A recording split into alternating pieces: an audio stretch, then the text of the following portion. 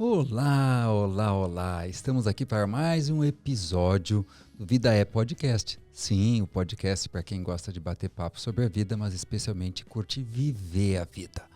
Aqui estou eu com meu companheiro de bancada, Robson Amushi, que vai dar as boas-vindas a quem está assistindo-nos. Diga aí, Robson Amushi. Sejam bem-vindos, sejam bem-vindas, mais uma vez, mais um programa, audiência, 26º, não é isso, Marcelo? É exatamente isso, 26º. E hoje uma presença muito especial, ele já esteve aqui várias vezes e nem sabe, porque já foi mencionado e mencionado. É possível que ele tenha estado em todos. Todos os podcasts, porque é um professor, um amigo, um mestre, e vou deixar o Marcel fazer o resto das introduções.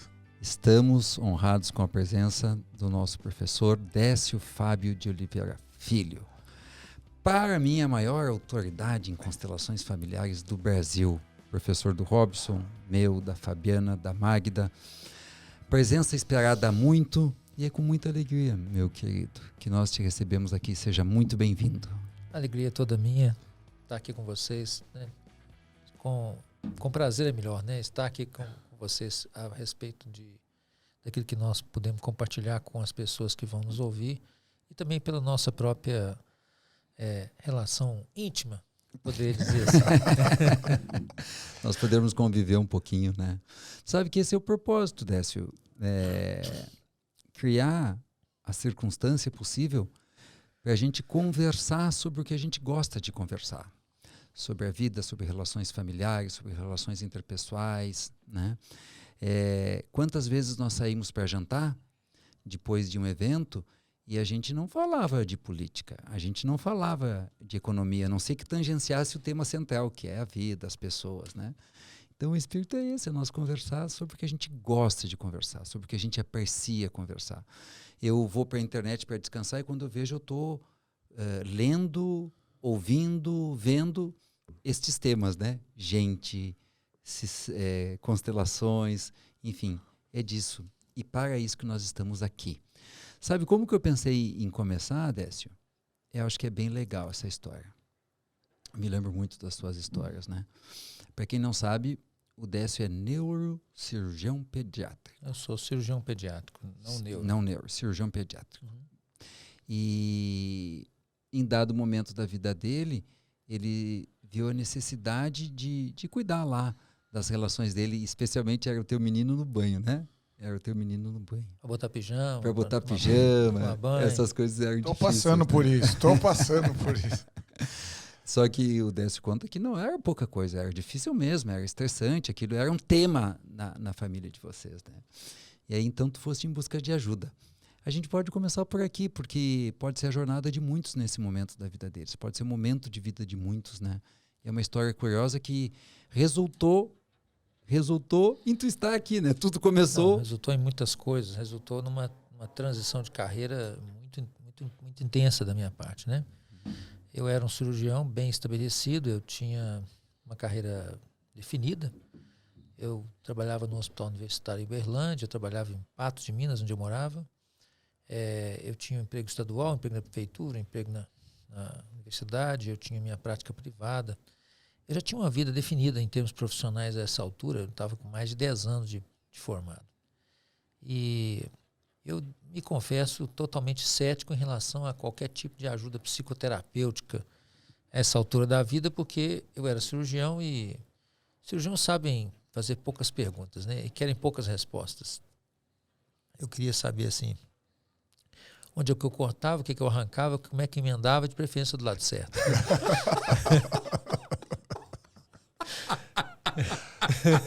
Nós vamos rir.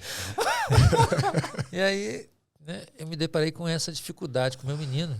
Eu lembro que... Não dava pra cortar, não dava pra... Não dava pra cortar. Certo, não tinha, porra, meu. E aí eu lembro que eu comecei a estudar uma época, né? Eu lembro que quando eu estudei psiquiatria na faculdade, eu lembro que o cara me deu um livro assim, se chamava 5 lições sobre a transferência. Era um livro fininho, devia ter umas 60 páginas. Eu li até a página 11, não entendi nada, li de novo. 1, 2, 3, 4. Na quinta vez eu joguei aquele livro fora e falei assim, não, isso não pode ser tão complicado desse jeito, né? E realmente, quando eu mandava meus pacientes para psicoterapia, e eventualmente surgiam casos em que isso era necessário, por exemplo, cirurgia pediátrica, às vezes tem certos diagnósticos diferenciais, que são doenças psicossomáticas e tudo, que acabava acontecendo é que o paciente voltava pior ou igual. Então, eu era muito cético em relação a qualquer tipo de ajuda nesse sentido. E, por isso mesmo, eu embrenhei numa busca pessoal. Eu já buscava alguma coisa. Já tinha estudado um pouco de hipnose, já tinha buscado um pouco de acupuntura, medicina chinesa. Mas, honestamente, aquele comportamento do meu menino era um mistério para mim, né? Por quê? Porque a mãe dele estava lá cuidando dele com o maior carinho e ele resistia para botar um pijama, ele resistia para tomar um banho. Qualquer tipo de comando que ele recebesse, ele simplesmente não aceitava. E aí, eu lembro bem que eu vi aquela guerra civil lá e falava assim, gente, não é possível, eu vou ter que ir lá pôr um pano quente nessa história, né? Vamos apaziguar esse negócio. Só um menininho de 3 anos. E aí, quando eu chegava lá, ele desaforava tanto que eu terminava batendo nele. Isso aconteceu 1 vez, 2 vezes, 3 vezes. Hoje ele tem 27, na época ele tinha 3. E eu cheguei à conclusão que se um homem de 30 e tanto, na época eu tinha 30 anos, né, tem um problema com um menino de 3, então alguém tem um problema e não é um menino de 3, né? E aí eu realmente acho que esse é um tema importante que as pessoas precisam compreender. Eu costumo dizer que nós, de uma maneira geral, temos uma grande facilidade de perceber como é que os outros reagem, né? Vemos o que os outros fazem para nós ou o que fazem em geral, mas geralmente não percebemos o que é que nós fazemos para que eles reajam dessa maneira conosco. Ou seja, habitualmente temos uma postura de acusar os demais sem olhar no espelho. E foi naquela época que eu tive contato com as constelações pela primeira vez. Eu lembro que na primeira constelação que eu participei, chorei tanto que eu pensei que eu ia ter desidratação. E percebi a profundidade do método, principalmente a capacidade de mostrar pontualmente onde estava a dinâmica raiz da qual se originava muitas vezes as dificuldades das pessoas. E naquele dia único eu descobri que o que meu filho estava fazendo comigo era nada mais do que um reflexo da minha própria postura em relação ao meu pai, né? É mais ou menos como se ele dissesse assim, é assim que a gente lida com o pai, então eu vou aprender, né? E ele refletia a minha própria postura com o meu próprio pai. Lógico que não era só isso, porque minha família teve muitas coisas trágicas que afetaram a minha própria vida. Eu tive um tio que suicidou no meu aniversário de 2 anos de idade com um tiro na boca, né? Isso também teve muitos impactos. Mas houveram assassinatos, meu avô matou gente, ele era delegado naqueles tempos lá. Naqueles tempos. Que amarrava cachorro com linguiça, né? Então, assim, tudo isso teve impacto sobre a minha própria família e sobre a minha própria alma, né? E foi difícil trilhar isso até conseguir me desvencilhar de todas essas cargas e enxergar o meu filho como filho, né? Mas se é uma coisa que eu posso dizer para aqueles que nos ouvem, talvez não como um conselho, mas como um flag, né? Uma advertência, é que muitas das vezes, especialmente quando nós estamos falando de filhos pequenos, né, mas não exclusivamente nesse caso, os filhos são uma espécie de espelho da gente, né? Eles são grandes professores. Exatamente porque eles não compram muitas vezes aquilo que a gente fala. Tem uma frase famosa lá em Minas Gerais que diz assim, né, que o ensinamento, a fala ensina, né? O ensinamento é legal e tudo, mas o exemplo arrasta, né? E o que eu posso dizer é que esses 20 e tantos anos de trabalho com abordagem desenvolvimentista, né, de aconselhamento familiar e etc., o que eu tenho percebido de pronto é realmente uma crescente ansiedade dos pais com relação aos filhos. Se nós vamos olhar agora essa geração atual, né, que nós estamos vendo, a geração dos meus filhos, eles têm muitos problemas. É a primeira geração em muito tempo que é mais pobre do que a geração anterior. Sim. É a primeira geração em muitos séculos, né, que não obedece ao famoso efeito Flint, né? É uma geração que não é mais inteligente do que a geração anterior. É a primeira geração em muitos tempos que não tem o mesmo espírito animal de crescimento ou conseguir as coisas do que a geração anterior. É uma geração menos ambiciosa e que tem muitos problemas de várias naturezas e muitos desafios pelos quais nenhuma das gerações anteriores passaram. Então, quer dizer, se eu pegar o meu avô, o meu pai, ou mesmo a minha geração, o que a gente queria mais da vida era trabalhar, conseguir alguma coisa, montar uma família, ter uns filhos e tocar o bambu. É isso aí, né? Agora você pergunta para os meninos, eles não sabem o que eles querem. E, em grande parte, isso tem a ver com o desmonte de muitas estruturas sociais ou de muitos dos sonhos que eram passados de uma geração para outra, mas também tem a ver com o excesso de recursos. É a minha hipótese. E, recentemente, eu me deparei, talvez, com, sei lá, num workshop que eu dou, talvez eu tenha que me deparar com 2 ou 3 pessoas em cada 20 ou 30, ou seja, uns 10% da amostra total de clientes que têm problemas com filhos adultos que não conseguem Impressionante. seguir na vida. Prosperar, né? Você vê um cara de 30 anos com calça curta, né? Que não faz nada, que fica em casa jogando videogame e praticando onanismo, né? E só, né, velho? E aí o que acontece? Você conversa com os pais, eles estão desesperados, não sabem o que fazem. E eu quero falar um pouco sobre isso, se a gente tiver tempo. Lógico. Décio, nós podemos falar só disso e tá tudo bem, porque tu vai ter que voltar aqui muitas e muitas vezes, então tá ótimo. Mas eu quero compartilhar uma percepção minha contigo, faz tempo que nós não conversamos, porque ela está, felizmente, absolutamente alinhada com essa. Eu tive a honra de perceber 9 leis, né? E uma das leis que eu percebi é que vida é dor. A dor é presente, é inevitável, né? A gente pode até minimizar, mas tem algumas situações da vida que a gente não tem como sair da dor. E, enfim, a nossa mente tem a propriedade de procurar nos afastar da dor. Né? E tá tudo bem que tenha sido assim. Isso pautou o processo civilizatório. E tudo que o ser humano fez, por um ângulo de visão e, em última instância, foi para nos tirar da dor. Então, a gente não anda mais a cavalo, anda de carro, porque dói andar a cavalo, né? E andar de carro dói menos, muito menos, né? A gente não dorme mais em redes, pelo menos eu não durmo mais em rede, eu sei que tem gente que dorme bem em rede, porque cama é mais confortável. A gente não faz mais cocô na casinha de cócoras, porque é muito desconfortável, é melhor no vaso. E o ser humano foi suprimindo a dor física, foi suprimindo a dor física das mais diversas formas. Só que a dor, ela também faz músculo. E assim como a dor faz músculo físico, a dor faz músculo espiritual, músculo psíquico e faz músculo emocional. E mais adiante ainda veio os analgésicos, os anestésicos. Então as nossas avós ganharam nenês com dor.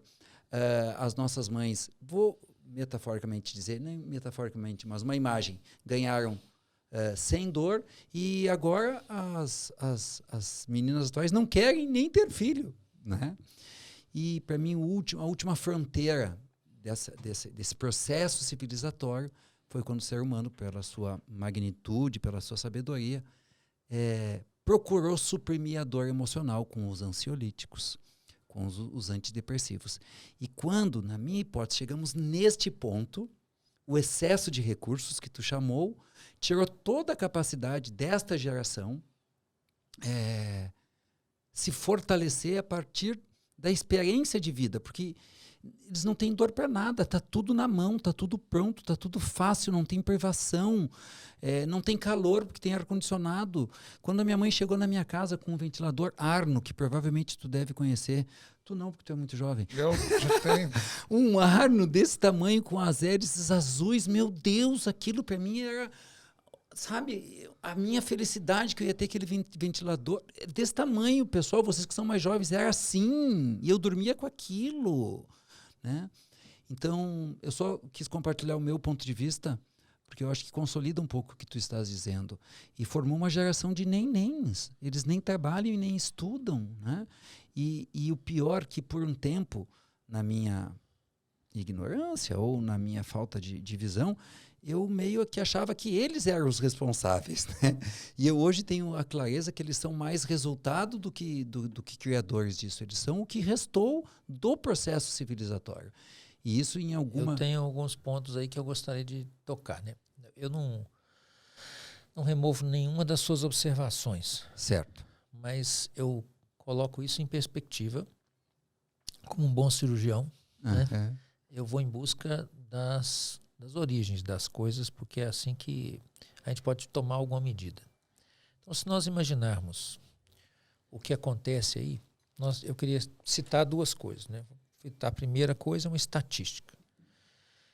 Existe um livro chamado Factfulness, feito por um epidemiologista escandinavo, e ele cita uma série de coisas que nós não observamos na nossa vida cotidiana. Uma delas é a melhoria brutal de muitas das variáveis populacionais, econômicas, de saúde, sanitárias, etc., financeiras, né, que o mundo enfrentou nos últimos 300, 400, 500 anos. De especial interesse é o que no ano que eu nasci, 1966, 51% da humanidade vivia abaixo da linha da miséria, né, assim definida como um consumo de bens ou serviços menor do que o equivalente a $1 americano hoje, né? Dia. E em 2016, quando essa última estatística foi levantada, esse número era apenas 6% e praticamente tudo concentrado em algumas regiões muito remotas, onde a estrutura, vamos dizer assim, civilizatória não alcança por causa de conflitos sectários, como o interior da Nigéria, o Afeganistão, a Somália, onde não existe governo e a estrutura está em guerra, então esses caras estão lá na miséria, não porque não exista recurso, mas porque não existe acesso, tá certo? Então, se nós pensarmos assim, 51 menos 6, nós tiramos 45% da população mundial da miséria, tá certo? Eles não viraram marajás, mas eles saíram da miséria absoluta de não ter segurança alimentar, por exemplo, para a pobreza. E isso não tem paralelo na história da humanidade. E nós fizemos isso em, 50 anos. Né? Pouco tempo. Pouquíssimo tempo. E o que isso significa? Significa que nós descobrimos a chave da prosperidade. A geração que eu vivi enfrentou uma quantidade de avanços ou mudanças de paradigma como nenhuma outra geração antes da minha teve que enfrentar. Eu vi a queda do comunismo, a queda do Muro de Berlim, eu vi o nascimento da internet, eu vi a desmaterialização do dinheiro, a digitalização de um monte de coisas, né? Eu vi uma pandemia, eu vi o mundo digital e toda a comunicação ridiculamente barata que nós possuímos hoje em dia, acesso à informação. Outro dia eu estava entrando na minha cidade, lá em Divinópolis, na avenida principal, e eu me dei fé que o meu celular hoje tinha sei lá quantos bilhões de vezes mais informação do que tinha a biblioteca municipal da cidade, que era a minha fonte última de informação quando eu era menino, né? Então, todo esse movimento, ele gerou vamos dizer assim, uma alavancagem de valor como nenhuma geração anterior à minha teve acesso. E isso gerou um choque para a geração subsequente, porque eles tomam aquilo que recebem como dado. Tipo assim, é como se a internet tivesse... Sempre existisse. Sempre estivesse ali. Então, às vezes, meus meninos fazem certas perguntas para mim que fazem claro que eles não entendem o mundo que eu nasci. Quando eu era residente ainda, no meu treinamento de cirurgia, nós não tínhamos celular, tinha bip. Era uma caixa preta que piscava e gritava e você tinha que ter um celular fixo, um telefone fixo, ligar para a central para saber o que era, etc., né? E então muitas coisas que hoje as crianças tomam como dado simplesmente não existiam e não era muito tempo, vamos dizer, uns 30 anos atrás não tinha, tá? Não é muito tempo. Quando eu formei não tinha, tá certo? Muito bem, esse é a primeira vertente. Então essa transformação ela produziu um impacto e para o qual a nossa geração e muito menos a geração subsequente estava devidamente preparada. Muito rápido, muito rápido. Segundo ponto, né? É que isso gerou um efeito, tá certo? Que minimiza a capacidade das pessoas de terem acesso a uma coisa que você chamou de dor e eu chamo de consequência. Eu vou distinguir a dor da consequência pelo seguinte: nem sempre que as nossas ações são projetadas no mundo, elas produzem dor, mas elas sempre produzem consequência. Sim. Então, O pai da matemática moderna, né, um dos caras da cibernética, inclusive, moderna, é um cara chamado von Neumann. Ele era um matemático nos anos 40, nos Estados Unidos. E ele promulgou muito das bases do que depois veio a ser a moderna cibernética, aquilo que deu origem aos computadores, em muitos sentidos. Ele falava assim: without feedback, there isn't any learning. Né? Sem feedback não tem aprendizado. E nada poderia ser mais verdadeiro, porque a própria consecução do conceito de inteligência artificial está baseada exatamente nisso. Né? Você faz alguma coisa, produz um output, esse output retroalimenta aquilo que produziu o mesmo e gerando um novo input. Gerando um novo input e assim por diante. Então, o próprio chip é capaz, um programa de computador é capaz de incorporar gradativamente os dados e rearranjar-se à medida que ele tem acesso ao feedback. Pois bem, então o que acontece é que nossa geração ainda foi criada, pelo menos a minha geração, eu estou quase com 60, foi criada dentro do mundo onde havia um feedback claro para a maioria das coisas. Né? Se não fizesse certas coisas, você não recebia outras. Se você fizesse certas, você recebia também outras. Se fizesse errado, tomava. E o que aconteceu é, a nossa geração, por ter vivido essa transição, ela teve acesso a uma quantidade de informação como a geração anterior não possuía. Então eu lembro que quando eu era menino e eu queria ler ou aprender algum assunto novo, o melhor que eu podia fazer é ir até a biblioteca municipal e encontrar alguma coisa lá. Fosse um livro, uma revista, um jornal, alguma coisa que tivesse lá. Eu morava numa cidade de 100 mil habitantes, no interior de Minas Gerais, já era alguma coisa. Né? Então, eu lembro da primeira vez que eu fui a Belo Horizonte, quando eu já tinha 16, 17 anos, eu entrei na biblioteca municipal lá de Belo Horizonte e ela era umas 10 ou 12 vezes maior, 15 vezes maior do que a minha biblioteca na cidade. Eu falei, estou feito aqui, né? Vou descobrir o mundo nesse negócio aqui. Só que aí, de repente, a nossa geração começou a ter acesso a uma quantidade de informação através da televisão, através do rádio, através de outros canais de comunicação, e isso gerou um nível de desconfiança, descrença em relação à geração anterior. Como assim? A nossa geração olhou para os próprios pais e disse assim, vocês estão ultrapassados. Né? O efeito disso é que nós achamos que o jeito que nós fomos criados foi duro demais. E essa crítica levou a minha geração, em sua grande maioria, a intervir entre os seus próprios filhos e as consequências de seus atos, de maneira a minimizar esse feedback. Sim. A minimização desse feedback, então, reduziu o span de aprendizado dessa geração em relação ao que acontece quando você faz X ou Y. Porque se eu te dou um botão, aqui, vamos imaginar aqui, ó, você vai apertar um botão. Quando você apertar o botão, não acontece nada com você, mas o Ramush toma um choque, tá? Você vai apertar esse botão quantas vezes? Quando você quiser. Tá? Se você não tiver acesso a saber que ele vai tomando um choque, ele vai tomando choque ali até o dia do juízo final, entendeu? Então, se você não tiver acesso ao feedback, o Ramush toma uma pedrada, mas eu sei que causa. Então, essa geração teve acesso a um jeito causado por essa mudança no paradigma da minha geração, no qual nós decidimos que os pais foram muito duros, então nós seríamos benevolentes. Sim. Isso significa que nós cortamos, né, nós rompemos a conexão entre ação e consequência para a geração subsequente. O efeito disso é exatamente isso que você disse. Exatamente. Né? E que eu também observei no meu próprio filho. Ele estava numa posição onde ele basicamente não tinha um feedback. Tá certo? O efeito disso é que nós não deixamos essa geração aprender. Eu já vi vários casos de amigos que dizem que o menino acha que o frango dá na geladeira do supermercado. Eu levei meu sobrinho no meu sítio, no interior de São Paulo, e matei o frango na frente dele, ele me achou assassino. Falei, você acha que o frango vem da onde? Não é? A pessoa acha que a comida vem do motoqueiro do iFood, entendeu? Que vem do celular, você aperta assim, puf, uns números lá e tudo acontece, né? Ou seja, cortou-se a conexão de fluxo integral entre as coisas que aconteceram até que aquela coisa final, né, ficasse visível. Ontem eu estava assistindo uma reportagem, um repórter americano, né, virou e falou assim para uma mulher britânica o que ela achava da necessidade de reparar a escravidão, etc. Ela falou, não, eu acho muito certo que tem que reparar os danos da escravidão. Então, nós temos que olhar a cadeia inteira da escravidão.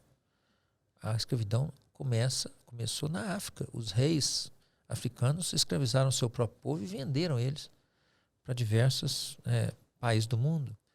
E não quero que o senhor lembre também que, no caso da Inglaterra, fomos o primeiro país a abolir a escravidão. E mais de 3 mil marinheiros britânicos morreram lutando para poder impedir a escravidão. Eu acho que esses 3 mil também deviam receber uma reparação. Vai longe a reparação.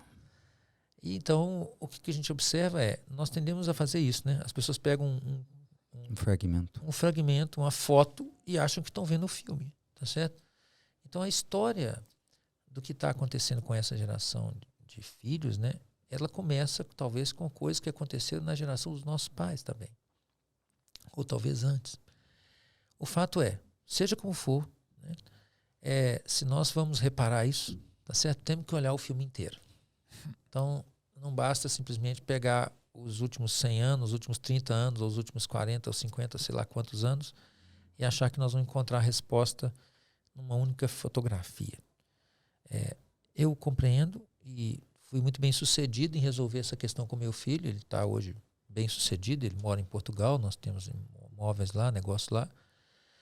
Ele é gêmeo com uma menininha, né, que também tem a mesma idade dele. Ela casou já algumas semanas atrás.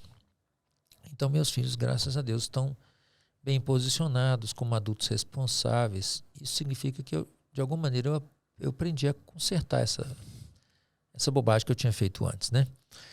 E eu penso que aqueles que nos ouvem talvez tenham interesse exatamente nisso, né? Não importa o que aconteceu antes, a questão é como é que nós fazemos para fazer essa coisa funcionar daqui para frente. Por isso que eu tomo assim aquilo que você disse, eu concordo com o que você falou, só acho que a gente tem que expandir isso um pouco mais do ponto de vista do filme, né? E segundo, a gente precisaria necessariamente ter uma diretriz para a solução. Incluir as consequências, basicamente, né? Isso inclui as consequências difíceis, como você chamou, a dor, né? Mas também as consequências legais. Explicar como é que funciona para fazer essa coisa funcionar. Eu chamo aqui um autor especialmente importante nesse sentido, que é um cara, um mestre israelense, né? Um psicólogo, chamado Reuven Feuerstein. Ele morreu fazem alguns anos e não tive a oportunidade de conhecê-lo, mas ele escreveu algumas coisas muito interessantes. Ele tem uma obra vasta. Um dos livros dele é Por que eu te amo, não te aceito como você é. É um pouco provocativo, como a própria figura do Feuerstein era, mas ele trabalhou com alguns cenários, né? E eu gostaria talvez de acrescentar a visão dele aqui, porque eu acho que quem nos ouve talvez possa ganhar algo. Claro, vamos lá. Basicamente, o Feuerstein ele era um psicólogo que viveu na Europa Central no pós-guerra, no pós-Segunda Guerra Mundial, e quando ele foi para Israel no pós-guerra imediato, mandaram para lá muitas crianças que eram sobreviventes do Holocausto. E ele tinha a tarefa de reeducá-las, de reintegrá-las, de decidir buscar tratar essas crianças, né, do trauma que elas sofreram. Paulatinamente, Feuerstein foi entendendo que o grande problema dessas crianças é que elas tinham sofrido uma severa privação sensorial. Então elas não tinham tido estímulo e foram severamente privadas de experiências que são cotidianas. Pegar um copo, beber água, lavar as mãos, vestir uma roupa. E quando ele tentou estimular essas crianças, ele viu e se deparou com alguns problemas fundamentais. Por exemplo, quando você vai dar a uma criança um talher, por exemplo, a criança tem que saber manusear o talher para ela poder comer, senão ela vai comer com a mão. Então, o que ele percebeu? Que ele dava o talher e a criança largava o talher para lá e ia comer com a mão de novo, né? Então, paulatinamente, Feuerstein percebeu que a complexidade das tarefas que nós desempenhamos num dia a dia comum são de uma monta enorme, mas nós não nos damos fé porque estão incorporadas a nosso modo de proceder. Então você vê isso, por exemplo, com pessoas idosas que têm uma dificuldade desgraçada para poder manusear um celular, não é assim? Ou um computador. Sim. Porque eles não foram educados a fazer as tarefas básicas. Por exemplo, abrir o celular, futricar no menu das coisas, né? Procurar lá um lugar onde tem a configuração, testar um botão ou outro, etc. Então elas olham para aquilo e a tarefa parece, como diz em inglês, unsurmountable, né? A tarefa parece demasiadamente grande para ele poder superar essa complexidade. O que o Feuerstein propôs é uma coisa que ele chamou de aprendizagem mediada. Basicamente consiste em quebrar a complexidade da tarefa em tarefas menores. Então ele pegou, por exemplo, crianças com síndrome de Down, né, e viu que a dificuldade delas cumprirem certas tarefas é porque elas não tinham um arcabouço de tarefas operacionalmente estabelecidas antes. Por exemplo, você botar certos cubinhos em pé, você tem que ter primeiro a capacidade de fixar o olhar. Porque se você olha tudo sem fixar o olhar, você não vai olhar para o cubo certo, nem na sequência certa, você simplesmente não prestou atenção. Então ele fazia com que a criança primeiro fixasse o olhar. Depois que ela soubesse pegar o cubo e colocar num outro lugar. Depois colocar o cubo um em cima do outro. E depois colocar ele numa ordem, né? E esse processo ele chamou de aprendizagem mediada. Ele exige uma pessoa que é um mediador, né? Um tutor, uma pessoa que quebra a complexidade em pedaços suficientemente pequenos para que a criança vá paulatinamente adquirindo capacidade operativa nessas subtarefas até que ela consiga executar a tarefa grande totalmente. E o que nós observamos hoje em dia também, né, é que muitas dessas crianças não fizeram isso. Por quê? Quando a gente era menino, você ia para a mãe e falava assim, menino, vai lá depositar esse cheque no banco. Então eu aprendi que primeiro tinha que subscritar o cheque, checar se ele estava correto, botar o número da conta nas costas do cheque, somar o total do cheque, pôr no envelope. Anotar no envelope. E já foi nas máquinas eletrônicas, já. Antigamente nós tínhamos que ir no caixa, né, assim? Então tinha todo um rol de tarefas menores que tinham que ser cumpridas para que a gente pudesse fazer isso com qualidade, né, com resolutividade. O que eu observo hoje em dia há uma espécie de curto-circuito, onde essa geração nunca é ensinada a fazer nada step by step. Os aplicativos, toda a estrutura social faz tudo para elas. E quando elas não recebem pronto, elas dão uma pirraça, né? Porque afinal de contas, como assim eu vou ter que ir no banco? Como assim eu vou ter que ir na padaria buscar o pão? Vou ter que assinar para abrir a conta. Como assim, tá? O iFood não vai me trazer a comida, né? Como assim eu vou ter que fazer compra, ou cozinhar, ou qualquer coisa desse tipo? Então, a falta de exposição a esses passos intermediários leva a uma incapacidade de aprender também. Se a gente somar, então, todos esses fatores, nós vamos ver que o desafio dessa geração é um desafio punk. E isso se reflete em muitos aspectos, inclusive econômicos e sociais. Talvez eu poderia citar aqui alguns, né? Primeiro, que o impacto econômico visível é a taxa de crescimento econômico e a taxa de empregabilidade na Europa e nos Estados Unidos não para de cair. Ou seja, nunca nós tivemos tantos recursos para produzir tanto e essa geração nunca quis trabalhar tão pouco. Segundo ponto importante, eu diria que tem a ver com alguns aspectos que é a crescente desigualdade entre o poder de compra do indivíduo e o custo dos insumos básicos para a sobrevivência, do ponto de vista de consumo, nunca foi tão baixo. Mas para os itens de consumo de alto valor agregado, como uma casa ou um carro, nunca foi tão alto. Então, assim, quando eu me formei, eu gastei mais ou menos 2 anos e meio, 3 anos e meio para ter dinheiro para comprar uma casa. Hoje, nas mesmas proporções, eu gastaria, 15 anos para poder fazer a mesma coisa, né? Então fica claro que para essa geração obter os insumos necessários em termos de propriedade, ter uma casa, um carro, essas coisas essenciais, custa dinheiro demais. Por outro lado, as coisas de consumo nunca foram tão baratas. Então, comida, essas coisas ficaram mais baratas proporcionalmente, mas os bens permanentes da vida foram ficando cada vez mais caros. Isso alimenta uma ideia de que eles nunca vão ter propriedade nenhuma. Na França, os casais não querem se casar nem ter filho, porque eles falam assim, pô, nunca vou ter uma casa. Eles se sentem inseguros em relação a constituir uma família, porque eles acham que não vão conseguir. Né? Então, o que eles fazem? Eles desistem, né, de ter uma propriedade e vão para outra vertente, que é a economia de consumo pura e simplesmente. Eles vão para o Airbnb, eles vão para o Uber. Eles não querem mais possuir nada, eles querem usar tudo a um custo mais baixo possível, curtir a vida, porque afinal de contas eles já entenderam que eles não vão conseguir acumular patrimônio em nenhuma instância. E esse é um mundo sem saída em muitos sentidos. Né? Eles não deixam de ter razão. Outro aspecto importantíssimo me diz aí, você formou em quê? Engenharia civil. Sim. Administração de empresas. Beleza. Eu formei em medicina. Quantos por cento do conhecimento que vocês receberam na escola, na faculdade, que está, nesse momento, completamente obsoleto? Vamos dizer, quanto do que você aprendeu na faculdade que ainda é válido, tá? Depois de algum tempo?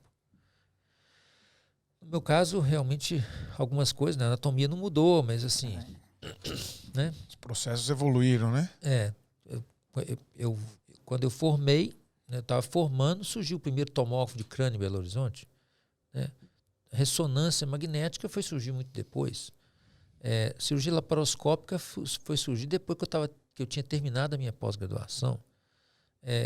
Cirurgia endoscópica nem existia praticamente naquela época. Né?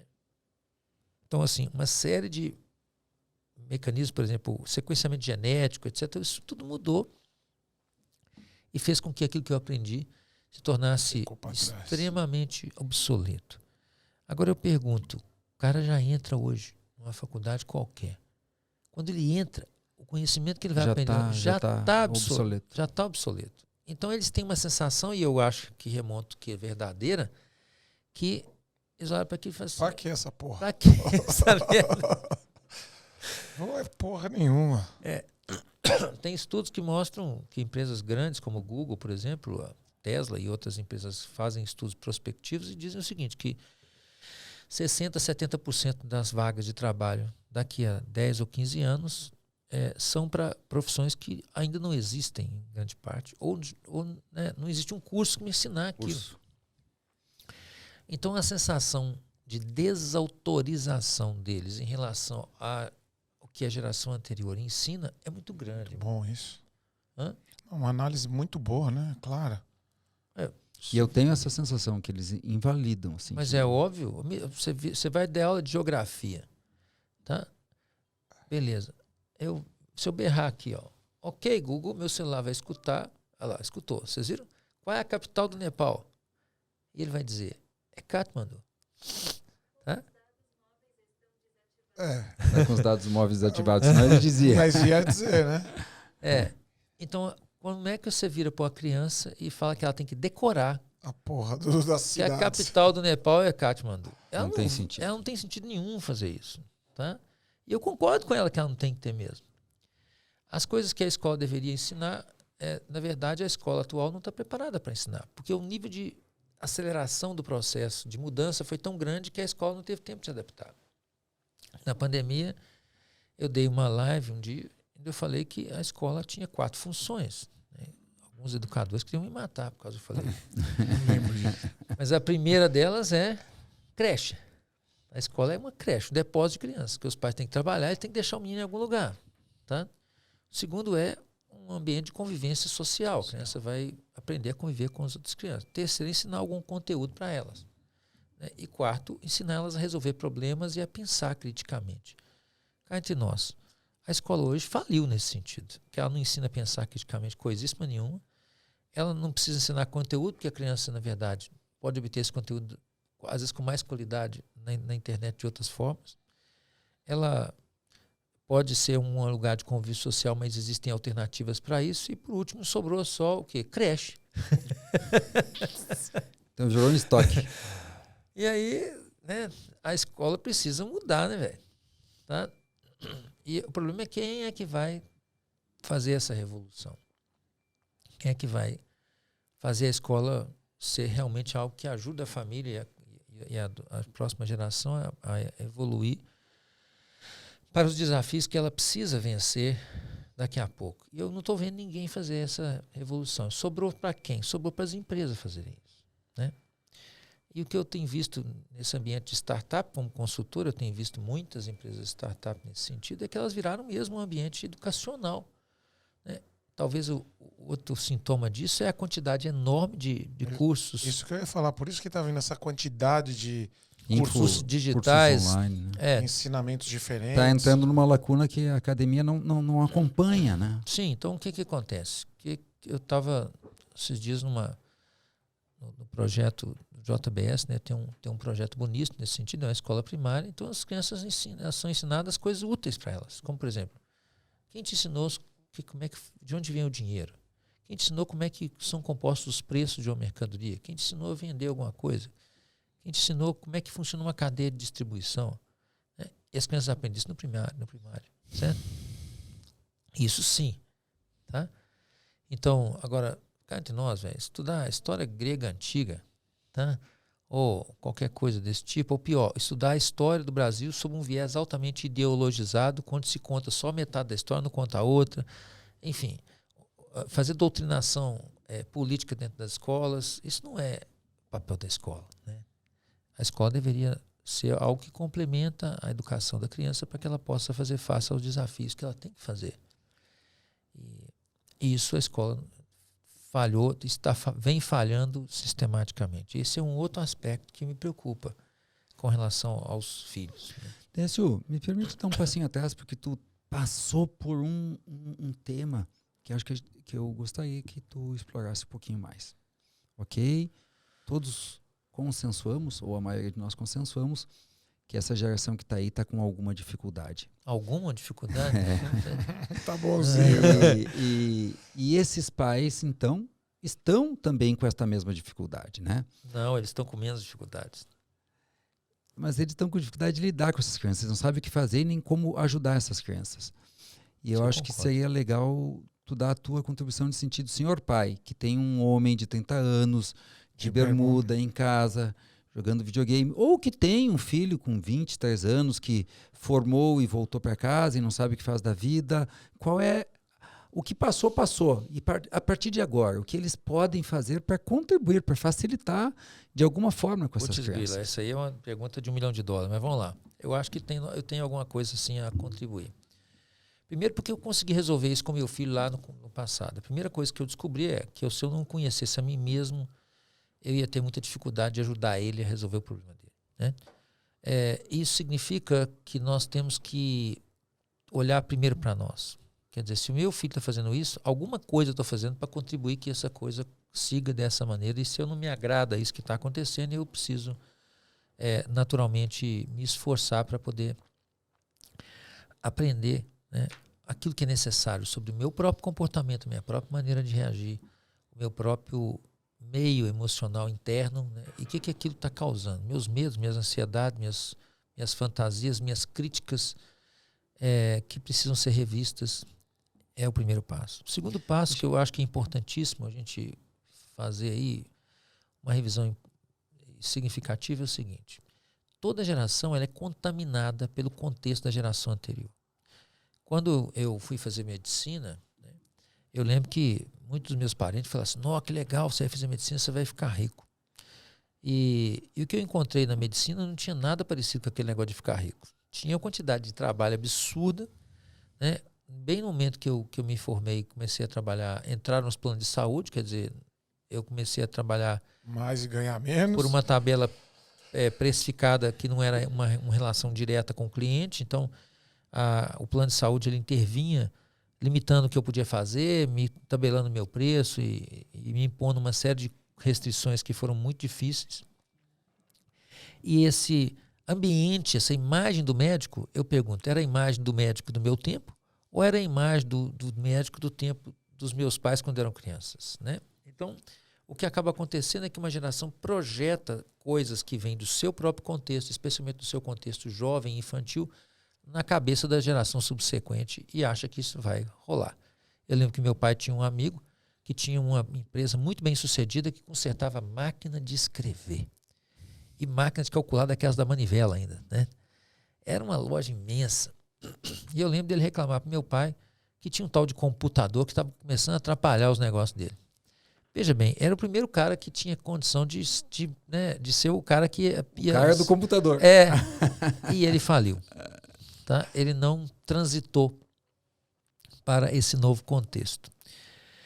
Então, esse segundo ponto ele é crucial e ele mais uma vez um ponto de reflexão para os pais, porque muitas vezes nós estamos olhando a geração subsequente com o mesmo olhar e paradigma, às vezes nem é nosso, ainda do nossos meu pai, pais do meu pai.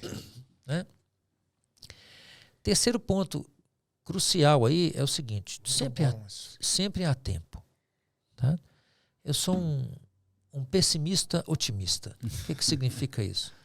Eu digo assim, primeiro você conserta o que está errado, depois vai dar certo. Então, assim, você tem que olhar o que não está funcionando, tá certo? Que você tem que mudar. E aí, se você fizer uma correção de rumos aí, você vai conseguir um resultado diferente. Isso significa que nós temos realmente que revisar o que nós estamos fazendo, o que nós precisamos parar de fazer. Na maioria das vezes, aí, nesses casos, é algo que eu estou fazendo ativamente, né? Por exemplo, dando dinheiro ou dando recursos ou não, ou protegendo essa criança, né? Criança que eu estou falando aqui é filho, né? Das consequências de suas próprias ações. Então, o que eu preciso parar de fazer ou passar a fazer para que isso vá numa nova direção? Aí o problema muitas vezes é, mas isso é difícil demais, né?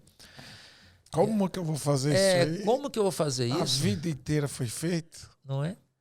Então, aí sim é que a gente vê que, mais uma vez, aquele primeiro item que eu falei, olhar para dentro de mim e ter coragem de resolver é Aí crucial. vai ter que entender o que tem nele que impede dele fazer o que ajudaria o filho. Sem sombra de dúvida. Né? Então, primeiro olhar para dentro. Né? Segundo, entender que o contexto,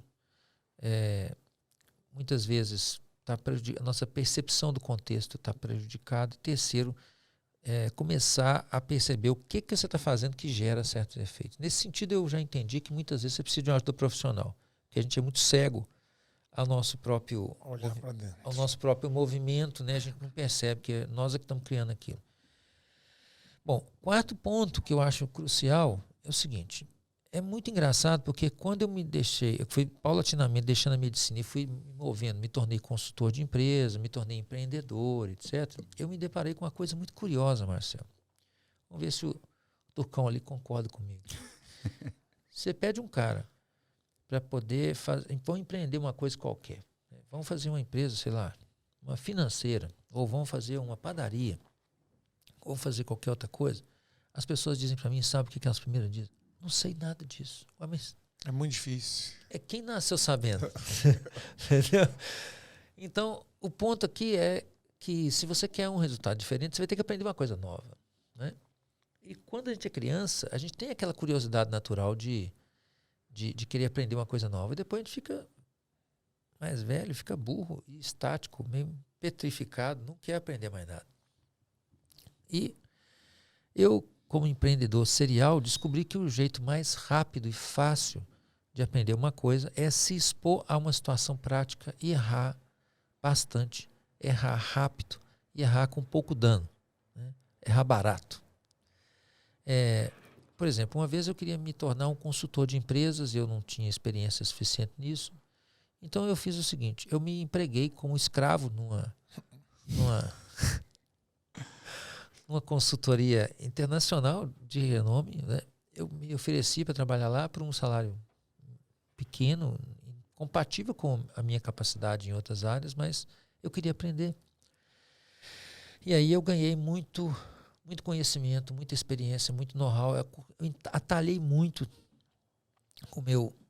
a minha curva de crescimento profissional por ter a humildade necessária, né, e a disposição de me empregar e nessa consultoria aprender aquilo que eu precisava aprender para poder crescer profissionalmente. Esse é um ponto crucial, porque essa curva de aprendizado ele exige um certo sacrifício. Eu não gosto da palavra sacrifício, mas exige uma dedicação, um compromisso. E essa noção de que nós podemos ter as coisas sem um custo, é uma noção que está, sei lá, é causa pétrea para essa geração mais jovem. Então, eu lembro nas nossas lives, você falou, você quer ter sucesso? Acha alguém que já tem sucesso, cola nesse cara, porra. Não é mais fácil? Vai cortar um caminho gigante? não é? Então, ter um mentor, um mestre, uma pessoa com quem você possa aprender, né, também é um ponto essencial aí. Isso vale tanto para os pais quanto para os filhos nessa situação que querem progredir. Arranja um jeito de você aprender o que precisa aprender. O grande problema aqui, como eu disse, na nossa situação atual é a velocidade da mudança é tão acelerada que não espera que você vai aprender isso na faculdade, não vai ter uma pós-graduação sobre isso, tá? Você vai ter que ir atrás de pessoas que estão fazendo a realidade acontecer. Agora, né? Então você pega, tem várias indústrias que simplesmente deixaram de existir, tá certo? A máquina de escrever é uma delas, né? O computador simplesmente apagou. Mas quantas outras coisas que começaram a não funcionar mais do jeito que funcionavam antes, né? E quantas vão parar, né? Tudo que puder ser digitalizado vai ser digitalizado numa velocidade fora do comum. Então, se nós considerarmos tudo isso, nós vamos ver que surgem novas possibilidades. Por exemplo, acabei de receber uma proposta de um amigo para montar uma operação de fazer uma agência de anúncios em Portugal. Ele me mandou um áudio, né? Mandei para meu filho. Meu filho está lá com meu sobrinho. Meu sobrinho acabou de passar na Universidade do Porto, está lá morando com meu filho, no apartamento que eu comprei para eles lá. E eu falei, aí galera, hora de vocês ganhar dinheiro, né? O que eles vão ter que fazer? Nada do que nossa geração sequer sabia que existia, né? Manusear uma conta de advertisement no Facebook, eu não sei mais aonde, para uma lojinha de comércio local em Portugal. Tá? Qual que é a universidade que ensina isso? Tá? Nenhuma. Um amigo meu, né, ele faz tráfico, né, na internet, faz tráfico de anúncios no Facebook. A mãe dele perguntou então um dia desse. Trafegou, não é? Traficou, hein? A mãe dele perguntou para ele exatamente isso. O que ele fazia? Ele falou que ele fazia tráfico. E aí ela falou assim, meu filho, esse negócio de mexer de droga, esse negócio da polícia. Ela não consegue entender o que ele faz. Tá? Então aí é um desafio, como eu disse, tanto para a geração dos pais quanto para a geração dos filhos, porque os pais não entendem. E eles acham que eles não precisam entender. E aí por isso que eu digo que para os pais não é tão difícil, porque eles já estão com a vida ganha. Você está entendendo assim? Meu pai não entende ainda. Eu no computador, na casa dele ali, na pandemia, falou, você vai trabalhar que horas? Ué, você acha que eu estou fazendo o quê? Né? Então é um desafio, mas eu acho que para a geração anterior é um pouco mais fácil, porque eles só têm que aprender uma coisa nova. E para a geração nova, além deles ter que aprender, eles ainda têm que se adaptar a um contexto muito desafiador e construir o que vai acontecer para frente. Eu acho que nesse sentido, todos nós precisamos aprender algo novo. E aprender algo novo significa, muitas vezes, desistir das certezas que a gente tão cuidadosamente construiu ao longo do tempo. Desistir das certezas muito é bom, né? Quando eu peguei esse Décio. conceito de desistir das certezas para se abrir para o novo, minha vida fez assim. Muito obrigado, viu, Dr. Décio? Que isso, meu amigo? Que eu era um cara turrão, teimoso, que achava que sabia tudo, sabia porra nenhuma, né? Quando desiste da certeza... Eu tenho uma frase que eu falo assim, né? Muitos clientes me procuram, né, no workshop, às vezes no treinamento também, as pessoas sentam ao meu lado, pedem ajuda, eu falo assim, pois não, o que eu posso te ajudar? O que está acontecendo? E a pessoa diz assim, não, tem um problema. Eu falei, pois não, a pessoa diz assim, eu estou fazendo tudo certo, só tem um problema, está dando tudo errado. Então, velho, como é que você quer me convencer que você está fazendo tudo certo e está dando tudo errado, velho? Você está fazendo merda.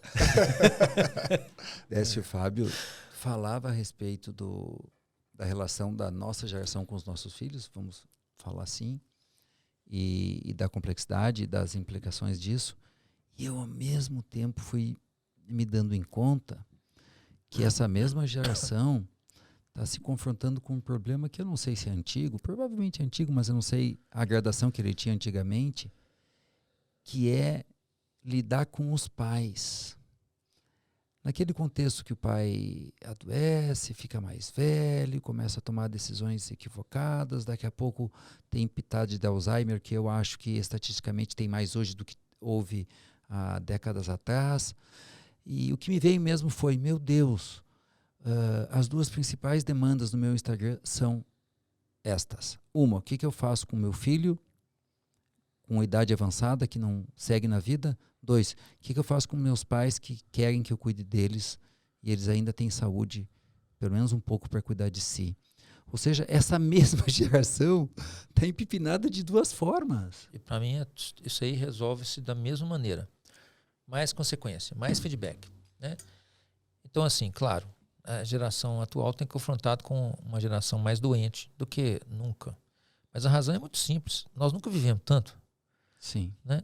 Os pais morriam, eles não tinham Alzheimer. Eles não tinham Alzheimer porque eles morriam antes.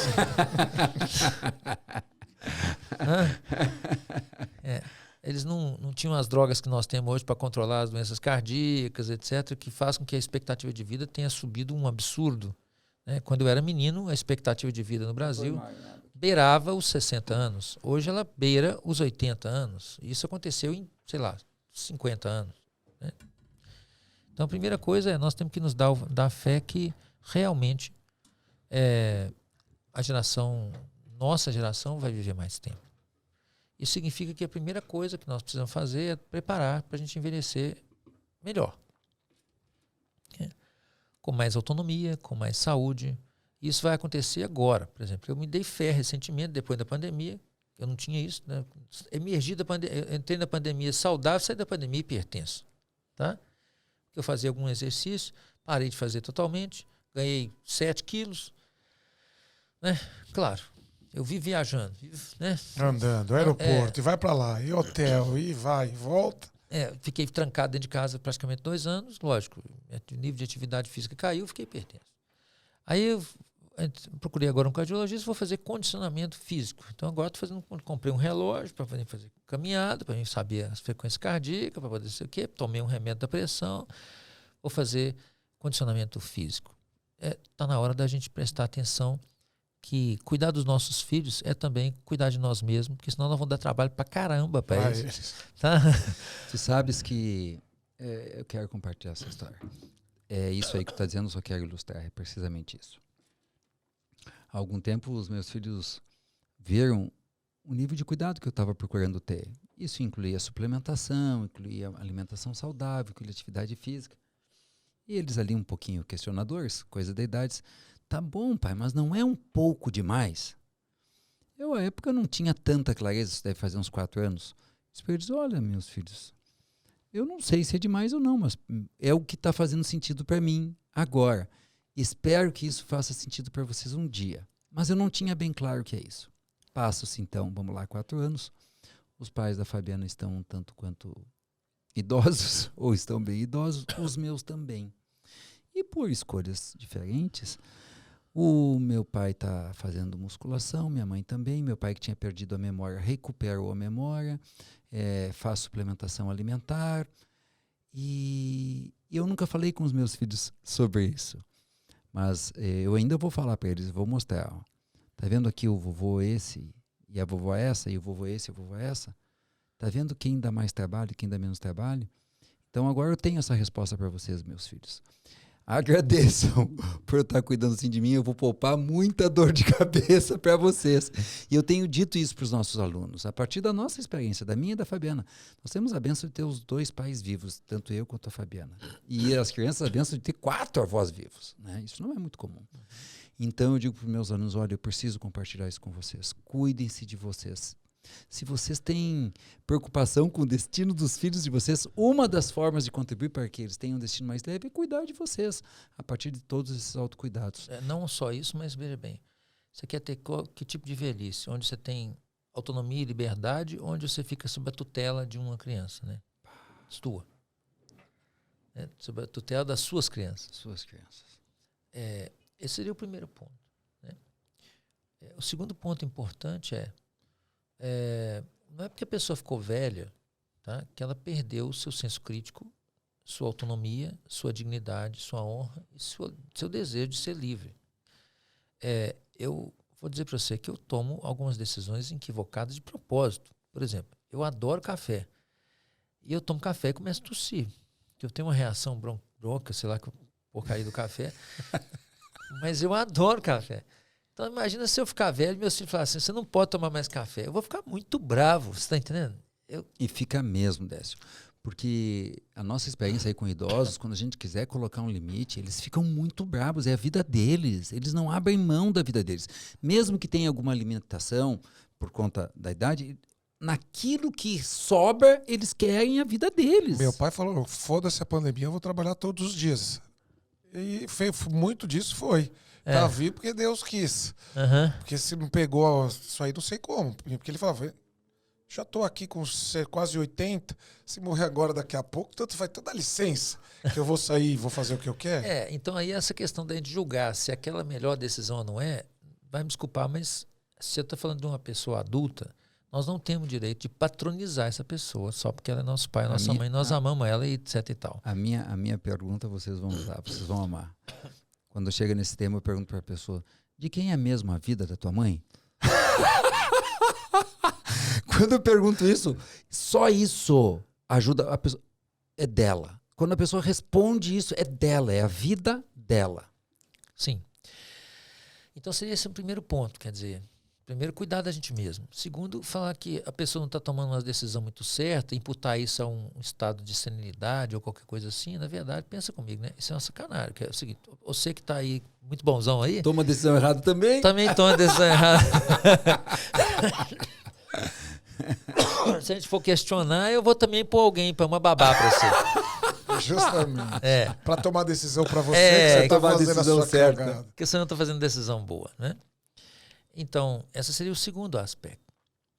O terceiro aspecto é uma coisa que eu aprendi com o próprio Hellinger. Quando se trata de cuidar dos pais, a regra é muito simples. Nós fazemos com amor, mas aquilo que é necessário. E não mais que isso. Quando nós exorbitamos o necessário, fatalmente caímos num ponto onde a gente viola a intimidade da pessoa, a dignidade dela, ou massacra essa pessoa, ou, eventualmente, e muito frequentemente, nos sobrecarregamos de uma maneira excessiva, fazendo com que a nossa prioridade também para com aqueles outros aspectos da vida que nós temos que tomar conta, por exemplo, o nosso cônjuge, os nossos filhos, nosso trabalho, nossos amigos, nossa vida, enfim, fiquem escravizados ou totalmente submetidos ao fato de cuidar de um pai ou mãe idosos. Por fim, eu queria contar um caso que aconteceu com uma tia minha, que desenvolveu uma demência, né? Ela ficou em casa, então, né? Então, meus primos foram e arrumaram lá todo aquele aparato para poder cuidar da mãe deles. E havia uma dúvida de quando eles deveriam institucionalizá-la. Então, primeiro definiram que institucionalizar é quando ela não reconhecesse o ambiente. Aí chegou um ponto que ela não estava reconhecendo o ambiente. Eles continuaram com ela em casa.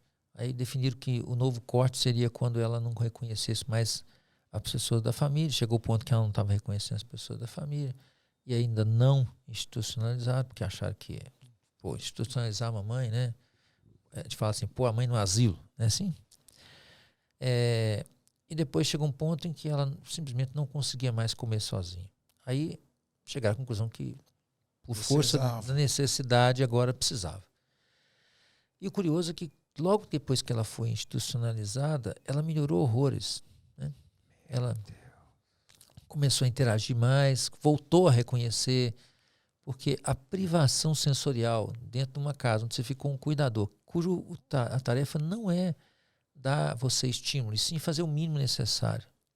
É uma pessoa que muitas vezes não tem um preparo profissional adequado, versus o cuidado numa instituição que tem toda uma estrutura para essa finalidade, é muito mais provável que você vai estar mais bem servido numa instituição do que no próprio domicílio com um cuidador. Eu não sei nem qual que seria mais caro ou mais barato, mas assim, provavelmente, para mim... Provavelmente mais caro. Cuidador, provavelmente mais caro. Então, também aí fica uma dica, né? Que às vezes, numa instituição, essa pessoa está mais bem assessorada em todos os sentidos do que na tentativa de fazer isso domesticamente, muitas vezes, né? Como muitas pessoas têm um preconceito contra a institucionalização. Hoje em dia, na Índia, nos Estados Unidos, na Europa, está começando ainda, acontecer o seguinte, tem assim, tipo, um hotel, entendeu? para pessoas de idade que não estão dependentes em nada. São pessoas que estão só velhas. Elas não estão limitadas em seu autocuidado, vamos dizer assim. É um resort. É um resort. Né? Porque tem entretenimento, tem atividades. Então tem uma estrutura de hotel em cima, como se fosse um flat, uma parte hotel. Embaixo tem todo quanto é estrutura que a pessoa pode querer. Tem cabeleireiro, tem boliche, tem não sei mais o que, tem tudo que... Ela tem vida ali, mas num ambiente seguro, protegido, onde tem pessoas para ela trocar, socializar. Da mesma idade, que conhece os mesmos... mesmo assunto. Que compartilham do mesmo contexto, da mesma história, dos mesmos desenhos animados, que ele pode contar uma piada que o cara vai entender. Né? Então, eu acho que essa é uma tendência também que a gente pode olhar com mais cuidado daqui para frente. Né? E se é assim, volto a dizer, fazer o necessário é um limite muito inteligente para a gente aconselhar as pessoas que têm que cuidar de seus pais idosos. Minha mãe está com 82, meu pai morreu tem 11 anos. Ela vive, entre aspas, sozinha. Mas ela vive na casa da minha tia, da outra tia, ela fica ali rodando naquele meio dela.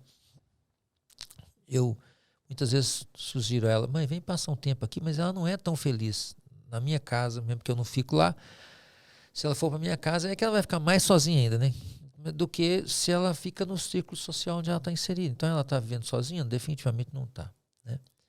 E aí, o que acontece? Ela precisa de alguma coisa, ela me liga e eu faço imediatamente. Não tem problema algum. Ela precisou operar esses dias. Eu providenciei lá, a minha mulher, meus filhos, né, providenciamos toda a estrutura para ela poder operar, fazer o pós-operatório e voltar para a casa dela e tocar a vida dela o mais autonomamente possível. E eu acho que esses 4 ou 5 pontos aí resumem. Minha família manteve uma loja na 25 de março para minha avó, que não dava lucro nenhum essa loja, mas manteve essa loja lá. Ela viveu até os 107 anos.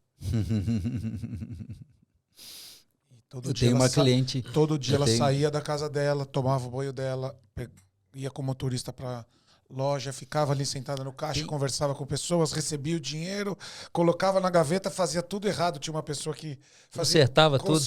Tem uma zona cinza que é onde a gente não deixa a pessoa sem fazer nada e também não espera que ela faça tudo, né? Eu converso muito com a Fabiana assim, ó. Quanto mais a gente puder envolvê-los, fazendo aquilo que eles dão conta, aquilo que é possível, mais retarda o processo e aí eu vou usar a lei do uso e desuso, mais retarda a atrofia física, a atrofia intelectual, sabe? Eu gostaria de chamar a atenção sobre essa questão da aposentadoria, né? As pessoas tratam a aposentadoria como se fosse um direito, né? Claro, é um direito legal, etc. Do ponto de vista legal, é um direito. Sim, mas nós temos que estudar como é que a aposentadoria aconteceu, né? Ela nasce na Revolução Industrial porque o trabalhador na época do século XIX, final do século XIX, ele tinha uma carga, uma jornada de trabalho absurda, 14, 16 horas na máquina de tiar automática, os caras perdiam dedo, né? Perdia, às vezes o olho, rompia um fio, cortava o olho do cara. Então, era muito comum o cara, com 50 anos, ele vira um trapo humano, porque ele foi sugado de toda a energia vital dele, então ele ficava incapaz do trabalho, começou a ocupar as ruas de Londres como mendigo, etc. Alguém teve uma ideia, falou, vamos fazer o seguinte, a gente vai criar uma aposentadoria, cobra dos próprios trabalhadores um pedacinho, sustenta no final. Os que vão ficando incapazes para o trabalho. Mas naquela época, a expectativa de vida não chegava aos 55, então o cara aposentava com 50, morria com 55, tremendamente... O sistema suportava. Desgastado, etc. Né? Porque esse cara já não dava conta mais de trabalhar. Mas vamos comparar o que acontece hoje em dia. Você aposenta um cara com 50, 60 anos, eu me sinto assim no nível mais produtivo da minha vida até hoje, sem sombra de dúvida. Eu tenho 56, eu acho que eu rodo bem, uns 15 anos assim, no topo ainda, funcionando muito bem. Umas rateadas, você esquece uns nomes. Mas, fora isso, acho que ainda roda uns 10 anos, tranquilo, assim, né? E você pega um cara no auge da capacidade produtiva dele, só porque está escrito em algum lugar que ele tem um direito, e o aposenta. Então, vamos pensar assim, imaginar assim, o cara é, sei lá, PM. A identidade desse cara está ligada à profissão dele. Né? Ele sai todo dia, né? Vai para o quartel, você ele veste uma farda, põe uma arma, um distintivo, anda junto com outros caras que fazem a mesma coisa. Um dia, alguém chega para ele, dá ele um relógio, toma o distintivo, toma a arma dele, toma o uniforme dele, e aí ele vai para casa. Talvez na primeira mês ele fica feliz, né? Meio que uma férias. No segundo mês ele já vira assim, uma espécie de móvel, que não tem muito bom lugar na casa.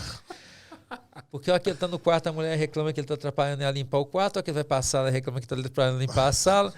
Ele vai para a cozinha, toca de lá, que ele, né, tá atrapalhando ela. Ele sai para a rua, os meninos na rua que estão brincando de futebol, toca ele lá porque está atrapalhando o futebol, ele vai para o boteco.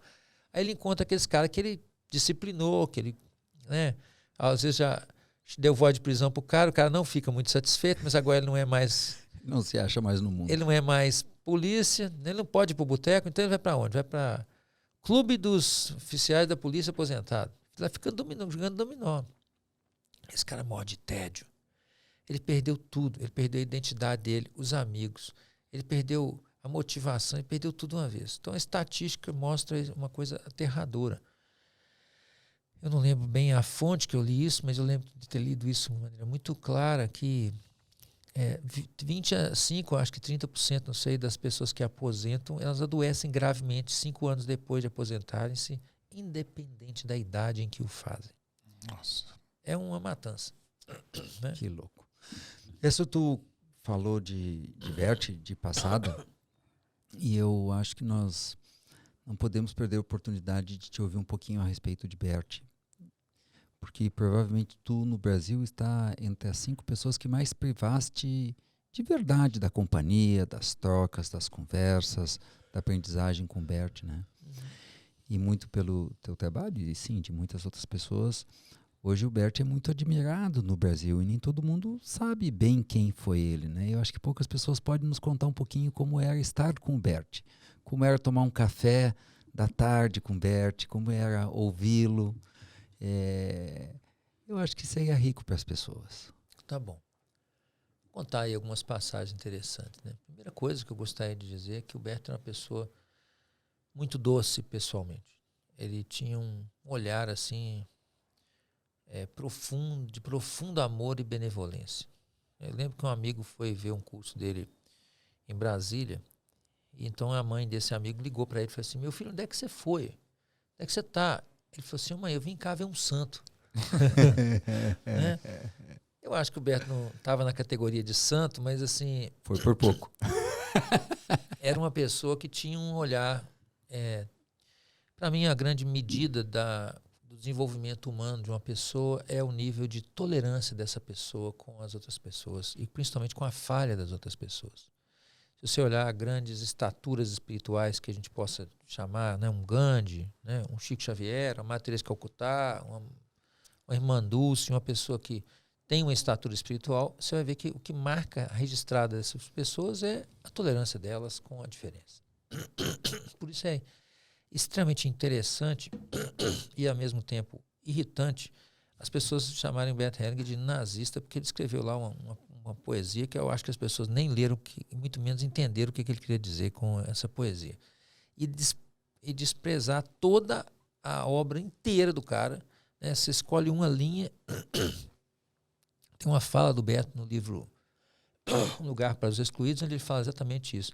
Não me dão o direito de errar. Todo mundo pode errar, mas eu não. Né? E ele dizia isso, né? que ele também te dava o direito de errar. E quando você pega a obra inteira do Bert, você vai ver que essa benevolência, essa tolerância, essa busca incessante de uma reconciliação ou de uma integração do ser humano num nível mais alto de moral e tolerância está presente na obra dele como um todo. Mas lógico que isso exige um olhar corajoso sobre a verdade e sobre coisas que incomodam a maioria das pessoas porque elas querem olhar aquilo, né, como eu disse, numa fotografiazinha sem olhar o filme inteiro. Né? Mas eu tenho algumas passagens muito engraçadas da minha presença assim, com o Beto. Eu lembro que um dia nós estávamos em Brasília organizando um curso para ele e na hora do almoço nós fomos almoçar. Eu levei o Beto num restaurante de um amigo que era especializado em comida mineira. E estava eu, meus filhos, minha mulher, o Beto e a Sofia do lado. E a Sofia tinha uma mania de querer, muitas vezes, fazer ele comer ou deixar de comer, interferir na dieta dele, né? Como toda mulher. Né? E eu lembro que ela foi, pegou uma pimenta vermelha, aquelas pimentas malaguetas, aquelas que são curtidas em óleo, sabe? Que são, Forte. E botou no prato dele e ficou fiscalizando se ele ia comer a pimenta, né? Então o Beto foi, olhou assim, eu estava do outro lado da mesa e a Clara, minha filha, estava de frente para ele. E eu estava um pouquinho de lado. Então ele olhou para nós, assim, aceitou a pimenta, né? Deixou a pimenta lá. A hora que ela virou para o lado, ele pegou um alface assim, enfiou a pimenta por baixo da alface. E aí que ele viu que nós tínhamos visto que ele tinha feito essa manobra, ele piscou pra gente.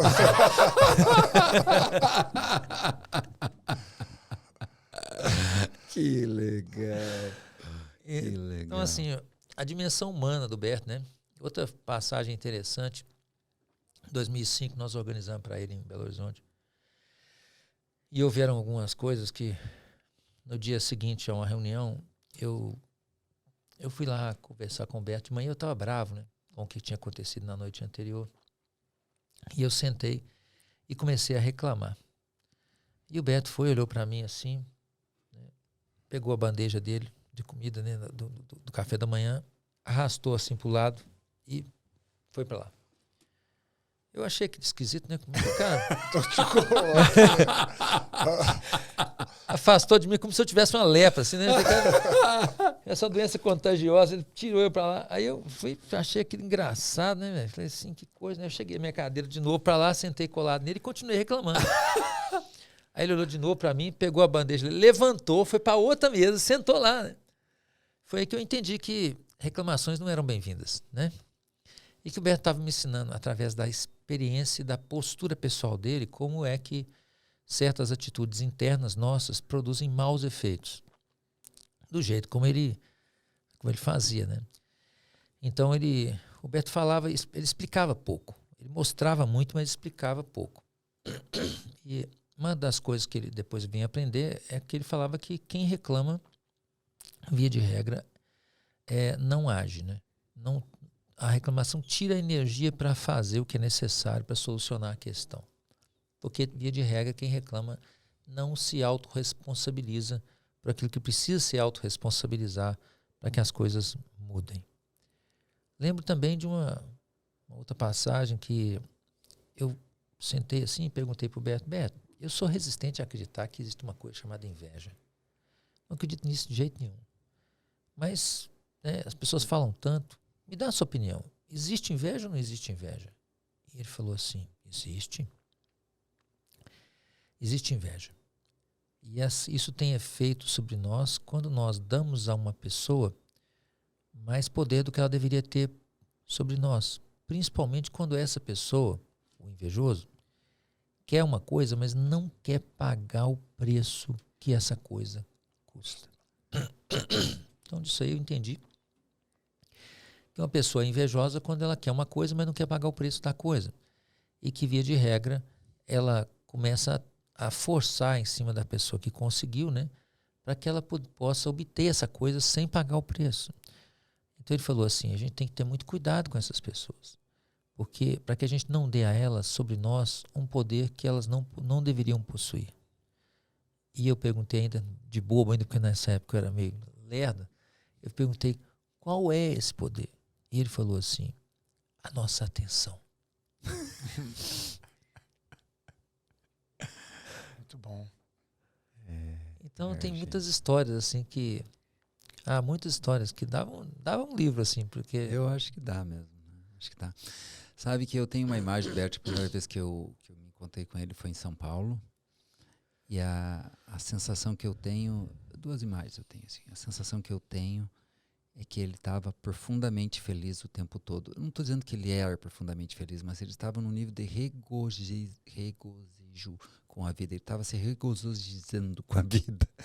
Ele parecia que estava o sorriso aqui o tempo todo, mas no centro, não era eufórico, era um sorriso para dentro. Essa imagem me é muito marcante. A outra foi a primeira vez que nós fomos à Alemanha, que ele fez o trabalho dele, e depois teve uma longa série de palestras. E ele sentou-se numa cadeira à frente, né? Ele pouco saiu dali, ele já estava com a idade um pouco avançada, comia maçã com a bengala, e ele assistiu a todas as palestras com genuíno interesse, como se um mero aprendiz fosse. Ele era muito diferente. Depois, na biografia dele, a gente entende muita coisa. É muito revelador a biografia dele. Ele passou o final da vida dele meditando muitas horas por dia, né? E aquele nível de presença em cima do palco e o nível de percepção dele não veio do nada, né? Foi um longo trabalho que ele teve. Bert, tu começou a falar dele, eu comecei a me emocionar. E eu não tive muitas vezes pertinho dele como tu, assim. Mas o que ele impactou as nossas vidas é incomensurável, né, Décio? Os ensinamentos que ele deixou pra gente O que ele era capaz de falar, né, gerava sempre um nó na minha cabeça. Eu conheço alguém que faz isso comigo. Sento com esse cara aí e falo, dá pra você hoje falar as coisas meio mastigadas? Não pra eu entender daqui 3 anos, eu só me entendo como é que você se sentia lá. Eu lembro que talvez a coisa mais importante, assim, um dos mind-blowing, né, que o Bert me deu foi que em 2011 nós tivemos um curso cancelado aqui, um curso para ele cancelado, e ele veio passar uma temporada de férias. Ele teve uma pneumonia depois que ele foi fazer uma palestra na Ucrânia. Ele pegou uma pneumonia e depois ficou muito mal. Então ele veio e ficou aqui um mês, né, que aqui é quentinho. Então ele ficou lá em Brasília e Goiânia, né, aquela região ali. Eu fui buscá-lo, ele me avisou e a gente foi buscá-lo no aeroporto. Eu lembro que nessa época eu estava trabalhando com alguns projetos de consultoria e num desses projetos eu fui chamado a dar uma opinião sobre como é que a gente pode melhorar o nível de qualidade do processo decisório dos executivos numa companhia. Então, comecei a estudar tudo que dizia respeito ao processo decisório e como é que a gente poderia melhorar isso. Eu já ia lá uns 9 meses de estudo sobre isso e não tinha chegado a conclusão nenhuma, porque um falava uma coisa, outro falava outra e nada me ajudava. Então eu pensei assim, poxa, o Beto vem aí, eu vou perguntar para ele. Então nós saímos de Goiânia, fomos lá pegar o Beto no aeroporto de Brasília. E assim que ele saiu, sorrindo, aquele olharzinho dele, né? Sempre aquele olho azul profundo, assim. Tocante, ele foi empurrando o carrinho das malas dele. E eu falei, Beto, tudo bem e tal? Eu falei assim, cumprimentei ele. Falei assim, eu tenho uma pergunta. Ele falou assim, já? Era aí que eu vou no banheiro. Falou assim, né? Então ele foi no banheiro e voltou. Quando ele voltou, ele disse, pode perguntar. Eu falei, Beto, eu queria saber se tem jeito da gente saber de antemão, né? Se uma decisão vai ser boa ou ruim. Se a gente pode, já no momento zero, antever um pouco dos efeitos do processo decisório. Ele falou, isso é simples. Eu, honestamente, quando ele falou que era simples, eu fiquei puto. 9 meses ali, fudido. Deixa eu te dar uma notícia. A primeira vez que eu te alcancei uma demanda, ou na minha primeira constelação, tu disse, isso é simples. Aprendi com ele. Aí ele falou, isso é simples. Falou para mim. É basicamente o seguinte, existem 2 tipos de decisão. As que levam por mais e as que levam por menos. E ponto, não falou mais nada. Eu olhei assim, esperando o resto. E aí eu levei as malas dele pro carro, né? Levamos ele pro hotel. Quando ele foi fazer o check-in, eu fui aproximando assim, igual um gatinho assim, perto dele. Eu falei, dá pra você completar aquela resposta? Ele falou assim, mas não ficou evidente? Eu falei, Beto, pra mim, honestamente, não, rapaz. Eu tô no vácuo ainda. Aí ele falou assim, olha, basicamente as decisões que levam para o mais, elas estão ligadas à vida. Nós podemos extrapolar o segmento de uma decisão para frente, né? Como ele disse, far-reaching, our decisions have far-reaching consequences, né? Nossas decisões têm consequências que vão além do que a gente imagina. E você pode imaginar que a partir de uma decisão, você pode ver que se aquela decisão se orienta para a vida ou para a morte. As decisões que se orientam para a vida são decisões para o mais. Elas levam à plenitude, mas também levam a mais de tudo. Mais trabalho, mais dor, mais alegria, mais problema, mais solução, mais provavelmente mais dinheiro, né? Também, mas mais. E as decisões que levam para o menos, né? São decisões que, via de regra, vão cortando opções, vão atalhando caminhos e que geralmente nos podem conduzir com uma certa clareza para movimentos de repouso e morte. Então ele disse, essas são decisões para o menos, né? Que, quando, por exemplo, a gente vai excluindo as pessoas da nossa vida até ficar sozinha. Quando a gente vai dizendo, isso eu não quero, aquilo eu não gosto, aquilo eu não faço, aquilo não sei o quê, no final não sobra nada. E aquilo, rapaz, quando ele falou isso, eu sentei assim no hall do hotel, ele subiu lá para o quarto dele e aquilo explodiu dentro da minha cabeça. Os desdobramentos das conclusões que emergiram a partir da compreensão naquele momento, levaram que, naquele ano, acho que naquele mesmo ano, nós fizemos o nosso primeiro seminário de alunos e o tema foi Movendo-se para o Mais. Né? Como é que a gente podia extrapolar isso para diferentes contextos? Movendo-se para o mais dentro do relacionamento de casal, movendo-se para o mais dentro do relacionamento com os filhos, no trabalho, né? Na vida financeira, etc, etc. E foi realmente uma jornada, uma incursão interna e depois com o trabalho com os alunos que nos permite construir uma clareza sobre muitas coisas que precisamos fazer e que devemos evitar fazer para que a nossa vida continue plena, feliz, cheia de possibilidades, enfim, viva, né? Para que a gente possa viver até o último minuto da nossa vida em plenitude. Oh, beleza. Querido, quando a gente te ouve, um empreendedor em série, com os filhos encaminhados na vida, com milhares de alunos formados, né? As pessoas têm a tendência de, não é racional e nem intencional, achar que foi fácil, né? Ou que não teve barreiras, que não teve dificuldades. O teu caminho interno, Décio, quando tu te encontrou com quem tu é de verdade, na minha linguagem, quais foram os principais desafios que tu teve que aprender a manejar, lidar, integrar? O que estava te impedindo de tu fluir com essa leveza que tu flui hoje lá atrás? Em essência, o principal, se tu pudesse compartilhar com a nossa audiência. Eu tenho várias coisas importantes. Primeira coisa é a noção de que os meus pais não me amavam tanto quanto eu os amava. É uma noção idiota, né? Mas eu tinha essa ideia. Então eu achava que eu amava os meus pais mais do que eles me amavam. E a simples presença minha física aqui provava o contrário, né? Assim, para que todos nós estejamos aqui, os pais têm que fazer um montão de coisas, né?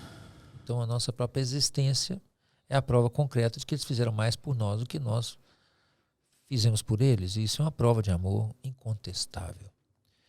Então isso me levou muitas vezes a acreditar que eu não era tão amado quanto eu de fato era e me deixou à margem de todos os recursos que eu poderia ter usado durante muito tempo da minha vida, principalmente a ideia de que eu tinha que ganhar o amor das pessoas, né? Isso eu chamo muitas vezes de comprar reconhecimento no câmbio negro, porque você tem que comprar o reconhecimento das pessoas, você tem que fazer uma coisa muito boa para elas, mas você podia estar pegando esse reconhecimento dos pais, que é de graça, né? Assim, então, esse foi talvez o primeiro grande desafio. Quando eu compreendi também esse movimento, compreendi também que eu precisava encontrar um lugar no mundo. Encontrar um lugar no mundo significa saber a que você veio, né? Ou para que você está aqui. Nós todos temos muitas possibilidades, mas inicialmente muitas vezes queremos fazer coisas grandes ou coisas que estão fora do nosso alcance de fazer. Por exemplo, nos envolver em causas muito grandes ou combater ou destruir coisas, como se você destruísse um prédio, você ganhasse um prêmio Nobel por aquilo, né? Mas é muito mais difícil construir um prédio do que destruir um prédio. Então, pude perceber que eu tinha que me afastar muitas vezes de certas missões ou trabalhos, porque simplesmente eu não ia mesmo conseguir levá-las a bom termo. Isso só me desgastava. Eu estava numa demanda ou num caminho que não ia produzir nenhum fruto, exceto a minha autodestruição. Tudo isso porque eu tinha uma arrogância de que eu queria resolver um problema que estava acima da minha capacidade. Então, ao invés de eu entender qual é o meu lugar, o meu pedaço naquele contexto, eu queria resolver de cabo a rabo aquele negócio grande. Isso muitas vezes me levou a uma sobrecarga considerável. Tô gabaritando. Mesma coisa. Terceira coisa, essa foi uma descoberta recente que fez uma grande diferença. Foi quando eu descobri que todos os problemas que acontecem na sua vida são seus. Entendeu? Autorresponsabilidade radical. Ontem eu peguei. Autorresponsabilidade radical. Isso significa o seguinte, você tem 1% de culpa naquilo que acontece. 99% é do outro, mas 1% é teu. Ainda é tua responsabilidade. Ainda você tem que pegar esse 1% e trabalhar em cima dele. Quando você faz isso, a minha descoberta foi que isso é ouro líquido. Porque você tem 3 coisas que você não pode evitar na vida, né? A morte, os impostos e os erros. Né? Então, se você não pode evitar essas 3 coisas, no melhor das hipóteses, né, a morte você pode empurrar ela um bocadinho para frente, talvez, mas não há nenhuma garantia. Os impostos você vai ter que pagar mesmo. Não tem como. Então, já que você vai ter os erros, então você devia pegar o subproduto deles. E o subproduto maior que o erro possui é o aprendizado que ele traz em seu bojo. Com isso, comecei a perceber que quando eu tomava o que acontecia de difícil ou problemático na minha vida para mim e aprendia radicalmente com isso, né, ao invés de tentar to get rid of, né, se ficar livre daquilo, pegar aquilo como algo próprio e dissecar aquele erro ou falha e extrair dele o máximo que ele podia me dar em termos de aprendizado, uma coisa muito mágica começou a acontecer. Eu comecei a ter insights muito poderosos sobre oportunidades de vida e de negócio que esses erros traziam em seu bojo. Por exemplo, uma multa que eu tomei outro dia da prefeitura que está me cobrando em dobro um imposto que eu já paguei. Né? Então, eu aprendi um pouco sobre o processo assim, jurídico, como aquilo acontece, e logo me vi envolvido numa série de negócios que envolviam basicamente negócios jurídicos de revisão de casos similares, né? E por isso ajudar a prestar esse tipo de serviço para outras pessoas que estavam na mesma situação. Surgiu um negócio. Isso.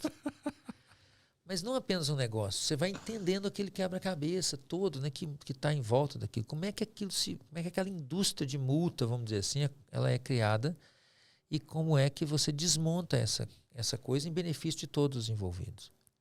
Isso é maravilhoso. Então, por exemplo, se eu entendo o meu processo de adoecimento aqui, minha hipertensão, eu já começo a pensar assim, poxa, quantas pessoas têm o mesmo problema, eu já posso criar uma solução para essas pessoas. Aí eu já vou descortinando todo um cenário que me permite não apenas resolver a minha questão nesse contexto, mas ajudar outras pessoas a resolverem a mesma coisa sem se tornar excessivamente arrogante, sem achar que você vai resolver tudo, mas do seu tamanho, do que você dá conta de fazer. E principalmente associando-se com as outras pessoas, porque nós precisamos dos outros, precisamos da qualidade delas, precisamos daquilo que elas fazem bem. Pensa bem, olha, se eu pegar o Turcão aqui, ó, isso é uma mãe, uma avó, uma tia, um avô, né? Então, o que ele tem de melhor? A capacidade de conectar as pessoas. Né? Eu já não sou tão bom assim. Então, se eu uso a capacidade dele, isso nos permite juntos impactar muito mais pessoas com aquilo que talvez seja a minha melhor qualidade. Então, eu posso difundir um conteúdo, a minha capacidade de resolver problemas, né? Graças à capacidade dele de conectar pessoas, juntos nós temos algo que é muito mais do que eu ou ele teríamos isoladamente. Fala a verdade, isso não é um toque de Midas? Isso é espetacular.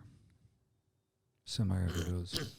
Não só pelo alcance, que é maravilhoso, mas porque a gente daí não precisa se impor a exigência de dar conta de tudo. De novo, ficamos no nosso quadrado, no nosso 0,25. Maravilhoso, mas isso nasce graças a um problema, saca? Sim. Então, quando nós começamos a enxergar os problemas como aquilo que eles realmente são, como uma tremenda oportunidade de aprender, eles se tornam realmente muito valiosos. Aí já não quer mais abrir mão dos problemas, entendeu? E o povo tá querendo fugir, né? Jogar debaixo do tapete, não quero nem olhar e seguir achando que vai resolver. Então aí o que aconteceu, né? Basicamente eu fui resolvendo meus problemas. Então, como você disse, agora meus meninos estão criados. Né? Eu já juntei dinheiro suficiente para não precisar trabalhar. Mas aí agora eu tenho a oportunidade de escolher o problema que eu vou resolver. Isso é genial. Tá? Entre tantos problemas que existem no mundo, eu posso escolher qual o problema que eu quero resolver. Então, isso é ótimo. Você pode olhar para o mundo e falar assim, liberdade, né? Qual que é o problema que eu quero resolver? Porque os problemas básicos estão todos resolvidos. Só que a maioria das pessoas foge... Os básicos. Foge dos básicos, fica fugindo a vida inteira, né? Então, assim, também tem problema no relacionamento, com a família, com os pais, com os filhos, no trabalho. Esse problema a pessoa nunca resolve. E esses problemas ficam ali rodando em volta dele. E como ele não resolve, ele não se despede dele, não tem a oportunidade de escolher um problema que ele queira resolver. A maioria das pessoas tem uma ilusão de que elas vão, sei lá, um dia se aposentar e vão ficar com a barriga para cima em algum lugar. Mas isso a gente já sabe que é uma receita para o desastre, né? Isso gera adoecimento quase instantâneo. Então essa não é uma fantasia, digamos, bonita, né? Não é uma fantasia legal. Muito bom. Senhor, estamos chegando ao fim do nosso Vida é Podcast. Já está em compromisso de voltar muitas vezes. Não sei como nós vamos dar um jeito. O Turcão te amarrou dessa vez. Ele vai trazer. Mas a gente tem uma pergunta marota no final que a gente faz para todos os convidados, né? Na verdade são duas. Um é compartilhar um aprendizado, uma frase. Sei que é difícil, são muitas, né? Mas o público gosta desse aprendizado. Vamos com essa primeiro. Um aprendizado, uma frase basilar, uma compreensão acerca da realidade que pode ser útil para a média das pessoas. Não impute aos outros, né, algo que, na verdade, você está provocando a eles. Muito bom. E, por fim, por que valeu a pena estar aqui? Pelo ótimo convívio com vocês, pela presença, né? Pela Fabiana que está ali atentamente escutando caladinha, com uma paciência danada, e nós aqui falando borracha. Por que valeu a pena, Robson Amush? Para poder aprender mais um pouco e tomar um pouco dessa sabedoria aí, dessa inteligência sistêmica que o Décio vem fazendo maravilhosamente aí, e trazendo esse movimento para a gente ter essa responsabilidade radical. Eu tomei isso para mim como mais um presente que você me deu e de incluir todas as minhas dificuldades para poder tomar isso como um recurso e seguir. Muito bem. Para mim valeu a pena para matar a saudade, Décio, né? Saudade dessa pessoa aprazível, divertida, bem-humorada que tu és, mas também de te ouvir assim, articulando as ideias, costurando conceitos, princípios. Eu normalmente até falo um pouquinho mais nos podcasts, mas hoje eu me dei o direito de ficar te ouvindo e desfrutando da tua grandeza, da tua amorosidade e sabedoria. Muito obrigado, querido. Obrigado a vocês. Até a próxima. Foi um prazer. Esta foi mais uma edição do Vida é Podcast. Muito obrigado. Nos encontramos no próximo episódio.